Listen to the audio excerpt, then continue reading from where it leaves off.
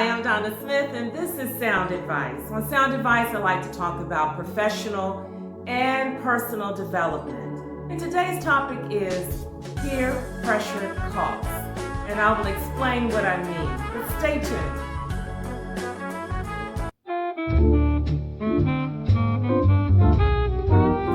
Today's topic, peer pressure costs. Now, it's okay to want to be accepted by your peers. That's okay. But what's not okay is if you give up your individuality and just go along with the crowd. Peer pressure costs.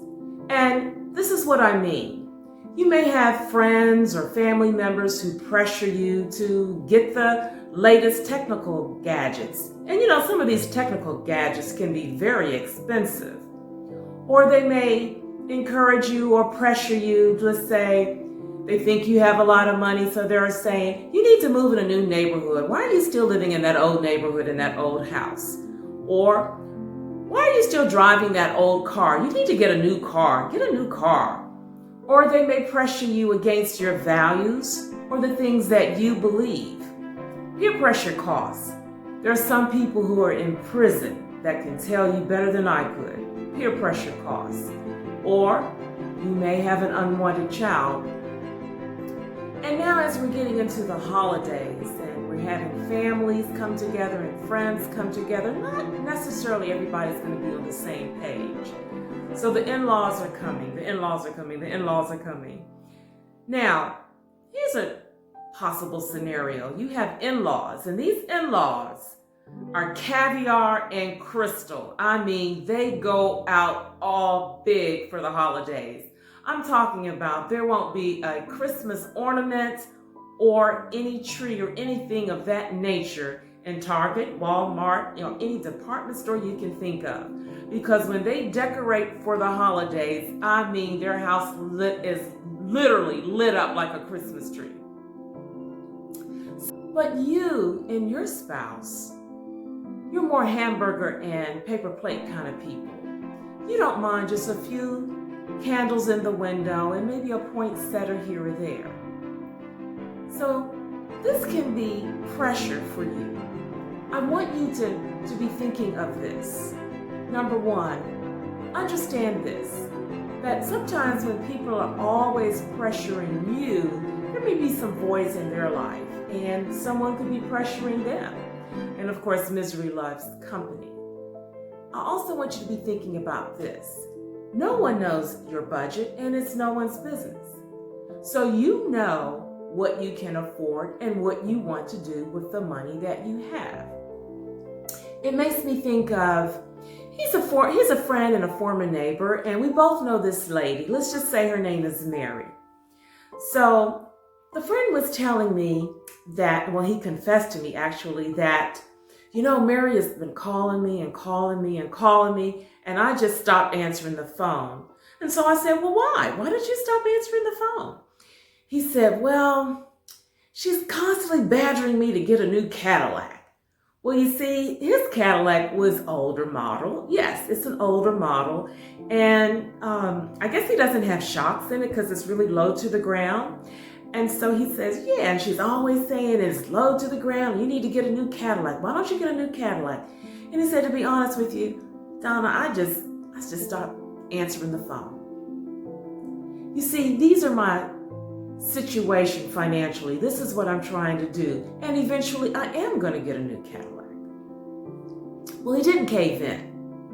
But it's very interesting that other people want you to do a certain thing. And like Mary, they'll be on you and badgering you and pressuring you until you cave in. This is something I want you to do. Sweet, simple, to the point. If you feel that you are being pressured to do something that you don't want to do, you can say something like this. I understand you want me to buy a new Cadillac, but at this time, I choose not to. But if they keep coming at you, and they may, then I would add this twist. I know you want me to buy a new Cadillac, but at this time, I don't want to. Now, why is it so important to you? Why is it so important to you? If they keep coming at you, you're going to keep repeating the same thing. We're talking broken record here. Because this person who's constantly pressuring you after you've already given your reason, or maybe you didn't, there's got to be something missing that they want to keep on this same page. So why is it important to you?